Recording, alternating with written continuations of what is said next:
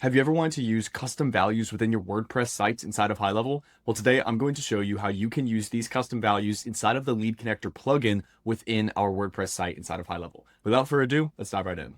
Now we're going to do this from the WordPress admin page. So if you don't know how to get there, just go to Sites, WordPress, and then manage your website.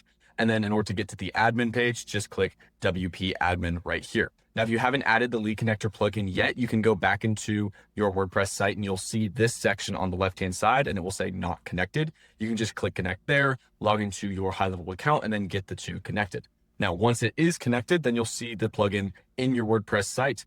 So you will automatically get all of these custom keys here. And if you want to copy the short code, you can just click copy on the right-hand side and then utilize this inside of your WordPress site. So a great use of this is, for example, we have a leads captured number as a custom value in our website. We have an automation that adds to this number every time we get a new lead to show our performance as an agency. And if you want to use this on your site, you can simply copy that, go back into your WordPress account inside of HighLevel. And if you want to add some of these custom values on your site itself, we can just open up our WordPress URL here, and then we will click edit page, and then we can throw in these custom values.